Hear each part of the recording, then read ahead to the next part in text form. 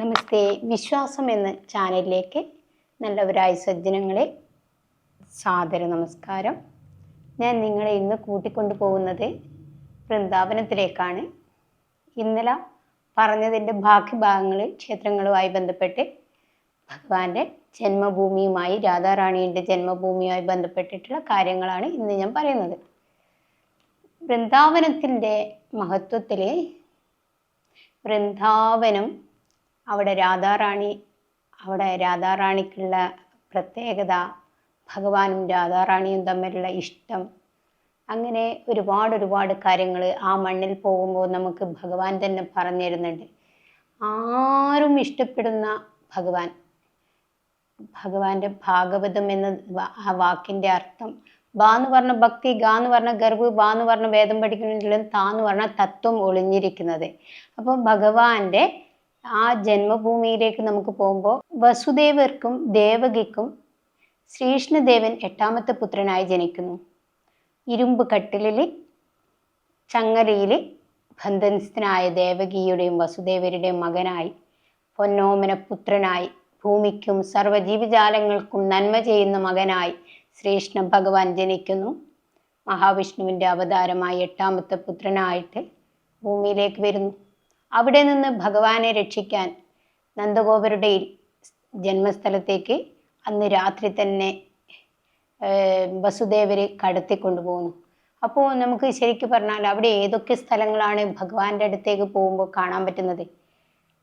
ശ്രീകൃഷ്ണദേവന്റെ ജന്മസ്ഥലം ദ്വാരകാധീശന്റെ സ്ഥലം, അതായത് പോലെ പ്രേമ മന്ദിർ, അതുപോലെ പിന്നെ അവിടെ ഭർസാന, രാധാറാണി ജനിച്ച സ്ഥലം, ആ ഗ്രാമങ്ങളൊക്കെ നമ്മൾ പോകുമ്പോൾ എന്തോരു ആ മണ്ണിൻ്റെ ആ സൗരഭ്യം നമുക്ക് കഥ പറഞ്ഞു തരുന്നുണ്ട്. ഭഗവാനും രാധാറാണിയും കളിച്ചു വളർന്ന സ്ഥലം, ഗോപസ്ത്രീകളും രാധാറാണിയും കണ്ണനും കളിച്ചു വളർന്ന സ്ഥലം, അങ്ങനെ കാളിന്തിയും യമുനയും പശുക്കളെ അവിടെ ഇപ്പോഴും നമുക്ക് കാണാൻ പറ്റും. ഏത് ഗ്രാമത്തിൽ പോയതിനേക്കാൾ കൂടുതലായിട്ട് അവിടെ പോയാൽ മണ്ണിൻ്റെ ഗ്ലാസ്സിൽ ചൂടുള്ള പാല് നമുക്ക് തരും. എന്തൊരു സ്വാദിഷ്ടമായ നല്ല പാലാണ് അവിടെ കിട്ടുന്നത്. അതുപോലെ തന്നെ നമുക്ക് മറ്റുള്ള സ്ഥലത്തിലേക്ക് പോകുമ്പോൾ നമുക്ക്, അതായത് നന്ദഗോപരുടെ ആ ജന്മഗൃഹത്തിലേക്ക് പോകുമ്പോൾ ശ്രീകൃഷ്ണദേവൻ കളിച്ചു വളർന്ന ആ തൂണുകൾ, 24 തൂണും ഇപ്പോഴും അവിടെയുണ്ട്. അതിൻ്റെ ഉള്ളിലേക്ക് നമുക്ക് കിട്ടുമ്പോൾ, ആ ഉള്ളിലേക്ക് കയറുമ്പോൾ നമുക്ക് കിട്ടുന്ന പരിമളം, ഭഗവാന്റെ ആ പീലിയൊക്കെ ചൂടി ആ ഉണ്ണിക്കണ്ണൻ കളിച്ചു വളർന്ന ആ തൂണുകളൊക്കെ ഇവിടുത്തെ കുപ്രസിദ്ധനായ ആ ഔറംഗസേബിനോ മുസ്ലിം രാജവംശത്തിനോ തകർക്കാൻ പറ്റാത്തത് കൊണ്ടാണ്, ഭഗവാന്റെ ദേവചൈതന്യം ഉള്ളത് കൊണ്ടാണ് അതങ്ങനെ തന്നെ നിലനിൽക്കുന്നത്. അതൊന്ന് കാണേണ്ടത് തന്നെയാണ്. ആ 24 തൂണുകളും തകർക്കാൻ പറ്റിയില്ല. നന്ദഗോപരുടെ മറ്റുള്ള മനുഷ്യനിർമ്മിതമായ കെട്ടിടങ്ങളൊക്കെ തകർക്കപ്പെട്ടിട്ടുണ്ട് ഔറംഗസേബ്. പക്ഷേ ഈ ഭഗവാൻ കളിച്ചു വളർന്ന ആ കൽത്തൂണുകൾ ഇപ്പോഴും അവിടെയുണ്ട്. അവിടെ ഇപ്പോഴും പൂജകളൊക്കെ നടക്കുന്നുണ്ട്. അപ്പം നമുക്ക് കാണാൻ പറ്റും അവിടുത്തെ എന്താ പറയണ്ടേ, കയറി പോകുന്ന സമയത്ത് നന്ദഗോപരുടെ ആ വസതിയിലേക്ക് കയറി പോകുമ്പോൾ നമുക്ക് തൈര് അല്ലെങ്കിൽ മോര്, നല്ല ഒറിജിനൽ നാടൻ പശുവിൻ്റെ നല്ല മോര്, നല്ല തൈരൊക്കെ നമുക്ക് കുടിക്കാൻ കിട്ടും. എന്തൊരു സ്വാദിഷ്ടമായ തൈര് ഗ്ലാസ്സിലാ തരുവാന്നറിയാം.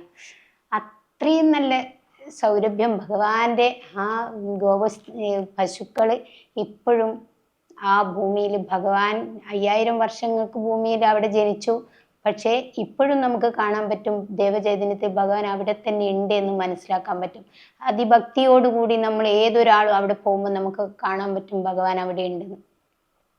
അതുപോലെ തന്നെ അവിടെയൊക്കെ ഒരുപാട് കുരങ്ങന്മാരുണ്ട്. ഭഗവാന്റെ ആ സംരക്ഷണ കവചത്തിൽ നമുക്ക് കാണാൻ പറ്റും കുരങ്ങന്മാർ. അവിടെ നിന്ന് നമ്മൾക്ക് ഒരുപാട് പ്രത്യേകതകൾ ആ മണ്ണിലുണ്ട്.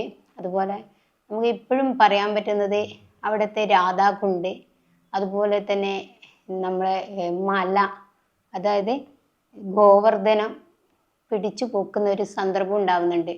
ഭഗവാൻ ആ ഗോവർദ്ധനത്തിൻ്റെ അവിടെ പോയിട്ട് കുറച്ചു നേരം ഇരുന്ന് നോക്കുമ്പോൾ വലിയ മലയൊന്നും അല്ല, അത് ചെറിയ ഇത്രയേ ഉള്ളൂ അതിൻ്റെ, അങ്ങനെയുള്ളൊരു മലയാണ്. അതായത് നമ്മൾക്ക് വലിയ മലയൊന്നുമല്ല, ഇവിടെ കേരളത്തിലൊന്നുള്ള പോലത്തെ മലയൊന്നുമല്ല അത്.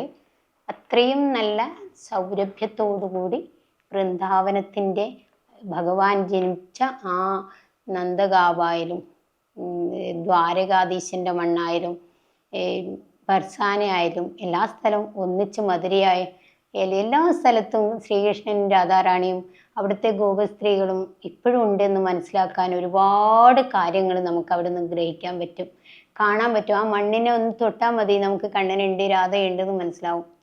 അതുകൊണ്ട് എല്ലാവരും ഈ മനുഷ്യജന്മം കിട്ടിയിട്ടുണ്ടെങ്കിൽ നമുക്ക് എന്തിനാണ് നാവ് തന്നത്? നാരായണ മന്ത്രം ജപിക്കാൻ, നല്ല വാക്കുച്ചരിക്കാൻ. കണ്ണെന്തിനാണ്? കാണാൻ തന്നതാണ്, നല്ല കാഴ്ചകൾ കാണാൻ. നല്ല കാഴ്ചകളോടെ ഭഗവാന്റെ ജന്മഭൂമിയൊക്കെ, ജന്മദേശവും ബർസാനയും രാധാറാണീൻ്റെ സ്ഥലവും എല്ലാ ജന്മഗൃഹവും എല്ലാ സ്ഥലവും പോയി കാണുക. ഒരുപാട് സ്ഥലങ്ങളുണ്ട് വൃന്ദാവനത്തിലും മധുരയിലും കാണാൻ പറ്റുന്ന സ്ഥലങ്ങൾ, നന്ദഗാവിലും അതുപോലെ ദ്വാരകാധീശനിലും.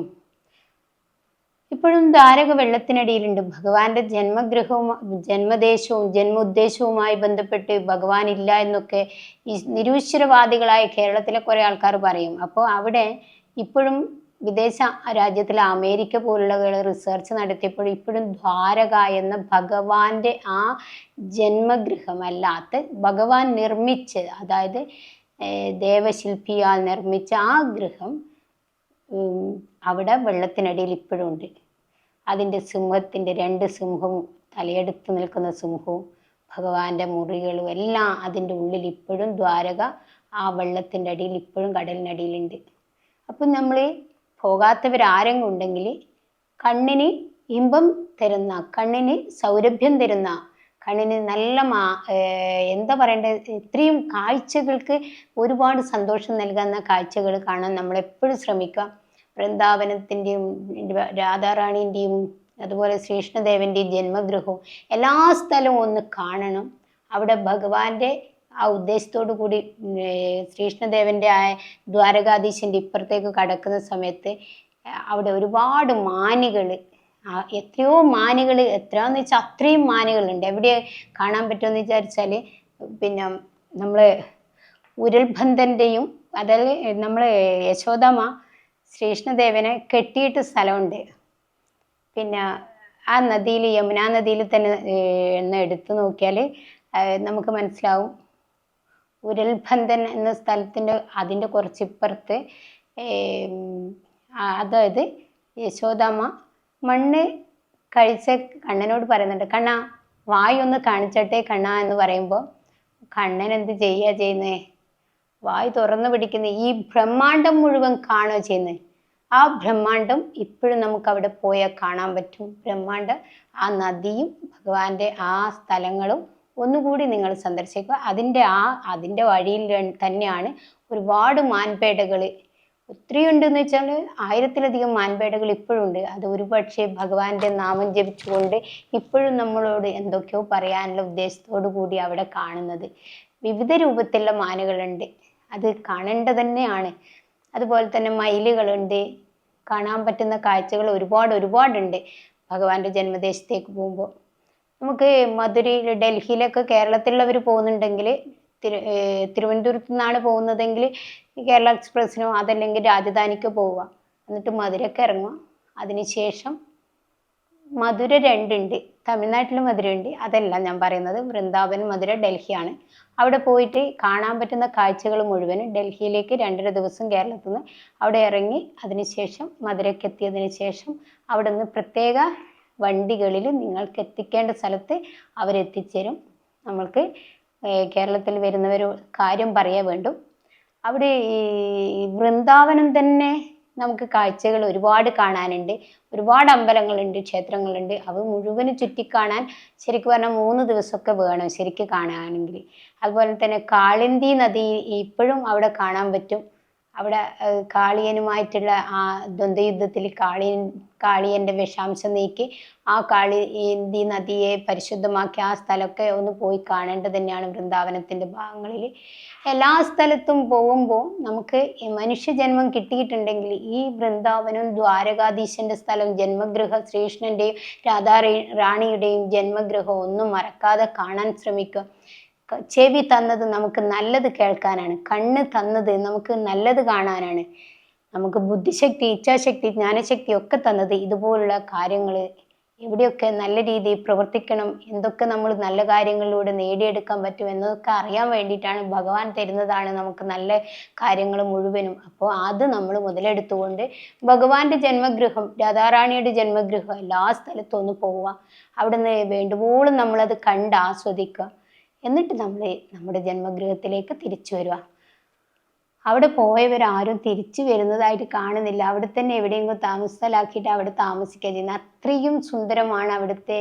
ഒന്ന് പോയാൽ മനസ്സിലാവും, നമുക്ക് വരാൻ തോന്നുകയില്ല. അവിടെയുള്ള ഓരോ ഇലകളും പൂക്കളും നമ്മളോട് പറയുന്നുണ്ട്, ഓരോ തരി മണ്ണും പറയുന്നുണ്ട്. ഭഗവാനും രാധാറാണിയും ഗോപസ്ത്രീകളും കളിച്ചു വളർന്ന ആ മണ്ണിനെ പറ്റി നമുക്കത് മനസ്സിലാവും. അവിടുത്തെ പരിമളം നമുക്ക് മനസ്സിലാവും. അവിടുത്തെ കളവും ചന്ദനവും അവിടുത്തെ കുറികളും ഒക്കെ പ്രത്യേകത രാധാറാണിനെയും ശ്രീകൃഷ്ണ ഭഗവാനും മണക്കുന്നുണ്ട് എന്ന് നമുക്ക് മനസ്സിലാവും. അതി സുഗന്ധം പരത്തുന്ന സുഗന്ധ തൈലം ഉള്ള ആ വസ്തുക്കളാണ് നമുക്ക് കിട്ടുന്ന സിന്ദൂരം പോലും, അതുപോലെ തന്നെ ചന്ദനായാലും അതുപോലെ കളവായാലും ഒരു പ്രത്യേക തരത്തിലുള്ള സുഗന്ധമുള്ള വസ്തുക്കളാണ് അവിടെ കാണാൻ പറ്റുന്നത്. അതുകൊണ്ട് തന്നെ നിങ്ങൾ എല്ലാവരും ഭഗവാന്റെ ആ ജന്മഗൃഹത്തിലും ജന്മസ്ഥലത്തും രാധാറാണിന്റെ ജന്മസ്ഥലത്തും ഒന്ന് പോവുക, എല്ലാവരും പോയിട്ട് അനുഗ്രഹം വാങ്ങിക്കുക. രാധേ രാധേ കണ്ണ.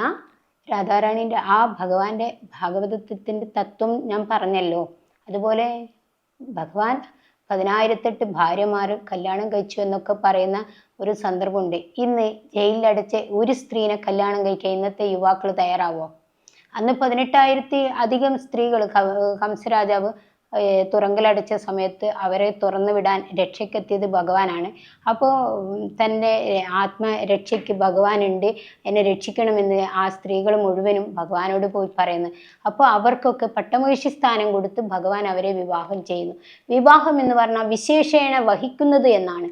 അപ്പോൾ അങ്ങനെയാണ് ആ ഭഗവാൻ അവർക്കൊക്കെ സംരക്ഷണം കൊടുത്ത് അവരിൽ അതായത് അരാജകത്വം ഇല്ലാതിരിക്കാൻ, വേശ്യാസ്ത്രീകളാകാതിരിക്കാൻ അവർക്ക് നല്ല പട്ടമഹിഷി സ്ഥാനം കൊടുത്ത് അവരുടെ ഭഗവാൻ അവരുടെ ഒക്കെ ഭർത്താവായി മാറുക ചെയ്യുന്നത്. അവർക്ക് ഭാര്യ എന്ന പട്ടമഹിഷി സ്ഥാനം കൊടുക്കുക ചെയ്യുന്നത്. അങ്ങനെ ഒരു ഭഗവാന് മാത്രമേ കഴിയൂ. ഇന്നത്തെ മനുഷ്യർക്ക് ആർക്കും അങ്ങനെ കഴിയില്ല. അതുകൊണ്ട് തന്നെ ഭഗവാനെ ആരും കുറ്റം പറയാൻ നോക്കിയിട്ട് കാര്യമില്ല. നമുക്ക് ഇന്നും ഭഗവാനെ എല്ലാവരും ഇഷ്ടപ്പെടുന്നത് ഇതുകൊണ്ട് തന്നെയാണ്, എല്ലാവർക്കും സംരക്ഷണം കൊടുക്കുന്നത് കൊണ്ട്. മറ്റുള്ള ഇന്നത്തെ പുരുഷന്മാരെ പോലെ തട്ടിപ്പും ചതിയോ എല്ലാവരും ഞാൻ പറയുന്നില്ല, തട്ടിപ്പും ചതിയിലൂടെയോ ആരെങ്കിലും ചതിക്കാനോ വഞ്ചിക്കാനോ വേണ്ടിയല്ല ഭഗവാൻ അവർക്കൊക്കെ സംരക്ഷണം കൊടുത്തത്. കുബ്ജ എന്ന ആ പാവം ലേഡിയെ, അതായത് നമ്മുടെ കുബ്ജ എന്ന ആ ഭഗവാനോടുള്ള ഇഷ്ടം കൊണ്ട്, കൂനുള്ളവൾ എന്നാണ് ആ കുബ്ജയുടെ സ്ത്രീയെ പറ്റി പറയുമ്പോൾ കാണാൻ പറ്റുന്നത് കഥയിൽ. അപ്പം ആ കുബ്ജ കൂനുണ്ട്, കംസരാജാവിനെന്നും ചന്ദനം തയ്ച്ചിട്ട് കൊണ്ടു കൊടുക്കുന്ന ഒരു പതിവായിരുന്നു കുബ്ജക്ക്. പക്ഷേ ഒരു ദിവസം കുബ്ജ ശ്രീകൃഷ്ണൻ മധുരയിലേക്ക് വരുന്നുണ്ടെന്ന് അറിഞ്ഞപ്പോൾ ഒളിച്ചു നിന്ന് ഭഗവാനെയും ബലരാമനെയും കാണുക ചെയ്യുന്നത്. അപ്പോൾ ശ്രീകൃഷ്ണദേവന് മനസ്സിലായി തൻ്റെ ഭക്തി ഇവിടെ ഉണ്ടെന്ന്. എന്നും കംസരാജാവിന് കൊടുക്കുന്നതിന് മുമ്പ് ശ്രീകൃഷ്ണദേവന് മനസ്സുകൊണ്ട് കുബ്ജ നെറ്റിക്ക് പൊട്ട് തൊട്ട് കൊടുക്കും, മാറിൽ പൊട്ട് തൊട്ട് കൊടുക്കും, ചെവിക്ക് പൊട്ട് തൊട്ട് കൊടുക്കും. ഇങ്ങനെയൊക്കെ ഇത് തൻ്റെ ഭഗവാനാണ്. ശ്രീകൃഷ്ണദേവനെ ഇങ്ങനെ സ്നേഹിച്ച് ഇതൊക്കെ ചെയ്യുമായിരുന്നു കുബ്ജ. അങ്ങനെ മനസ്സുകൊണ്ട് സ്നേഹിച്ച് മനസ്സിൽ മറ്റാർക്കും സ്ഥാനം കൊടുക്കാതെ ഭഗവാനെ ഇങ്ങനെ ആരാധിച്ചു പോന്നു. മധുരയിലെത്തിയ ശ്രീകൃഷ്ണദേവൻ തൻ്റെ ഭക്തി ഇവിടെ ഉണ്ടെന്ന് മനസ്സിലാക്കി. അങ്ങനെ ഉള്ളിലേക്ക് കയറുന്ന സമയത്ത് തൻ്റെ ഭക്തി എന്തോ ഒരു നല്ല സൗരഭ്യം ഉണ്ടല്ലോ, പിന്നെ ബലരാമ ഏട്ടാ എന്ന് പറയുന്ന, അപ്പം അതേ ഉണ്ട്, നല്ല സൗരഭ്യം ഉണ്ടെന്ന് പറയുന്നത്. അപ്പോഴാണ് കൂനോട് കൂടിയിട്ട ആ സ്ത്രീ, അതായത് ശ്രീകൃഷ്ണദേവന്റെ ഭക്ത അവിടെ നിൽക്കുന്നത് ഭഗവാൻ കാണുന്നത്. അപ്പോൾ എന്ത് ചെയ്തു, ആ കൂനിൽ മെല്ലെ ഒന്ന് പിടിച്ചിട്ട് സുന്ദരിയാണല്ലോ തൻ്റെ ഭക്ത എന്ന് പറഞ്ഞിട്ട് ആ കൂനൊക്കെ മാറ്റിക്കൊടുക്കുകയും സുന്ദരിയായിട്ട് ഭഗവാന്റെ ഭക്ത മാറുക ചെയ്യുന്നത്. അങ്ങനെ ആ കുബ്ജക്ക് പോലും സൗന്ദര്യം കൊടുത്ത് സുന്ദരിയാക്കി കൂനൊക്കെ മാറ്റിക്കൊടുത്ത് ഭഗവാന്റെ പട്ടമഹിഷിയാക്കി മാറ്റുക ചെയ്യുന്നു. എല്ലാവർക്കും ഭഗവാനെ ആശ്രയിച്ചവർക്കൊക്കെ, എനിക്ക് ഭഗവാനെ വേണമെന്ന് ആഗ്രഹിക്കുന്നവർക്കൊക്കെ ഇപ്പോഴും നമുക്ക് ഭഗവാനെ കിട്ടും. മനസ്സാണ് ഭഗവാന് വേണ്ടത്. നമ്മൾക്ക് ജലം അല്ലെങ്കിൽ ഒരു പൂവ്, തുളസിപ്പൂവാണ് ഇഷ്ടം, അങ്ങനെ മനസ്സ് എന്താണോ ആഗ്രഹിക്കുന്നത് അത് ഭഗവാന് സമർപ്പിച്ചുകൊണ്ട് നമ്മളൊന്ന് വിളിച്ചു നോക്ക്. വലിയ സ്വർണ്ണോ അല്ലെ കൊട്ടാരോ ഒന്നല്ല ഭഗവാൻ നമ്മളിൽ നിന്ന് ആഗ്രഹിക്കുന്നത്. നമ്മളിൽ നിന്ന് ആഗ്രഹിക്കുന്നത് മനസ്സുകൊണ്ട് നമ്മളുടെ ആ ഭക്തിയാണ് അളക്കുന്ന അളവുകോല്. അതുകൊണ്ട് നിങ്ങൾ തീക്ഷ്ണമായി ഭഗവാനെ വിളിക്കുക, ഭഗവാൻ കൂടെ ഉണ്ടാവും. ഇത്തരത്തിലുള്ള സ്ഥലങ്ങളൊക്കെ ഒന്ന് പോയി കാണുക. തീർച്ചയായിട്ടും മറക്കരുത്. എല്ലാവരും ഇത്തരത്തിലുള്ള സ്ഥലങ്ങളിൽ പോയിട്ട് നമ്മുടെ കാഴ്ചകൾ സുന്ദരമാക്കാൻ ഭഗവാന്റെ ആശ്രയത്തോടു കൂടി പോയി എല്ലാ സ്ഥലങ്ങളും കാണാം. ഇത്തരത്തിലുള്ള കഥകൾ കേൾക്കാൻ ശ്രമിക്കുക. എല്ലാവർക്കും ദീർഘായുസ്സോടെ ആയുരാരോഗ്യത്തോട് ജീവിക്കാൻ ഭഗവാന്റെ അനുഗ്രഹം ഉണ്ടാവട്ടെ. രാധേ രാധേ. ലോകാ സമസ്താ സുഖിനോ ഭവന്തു.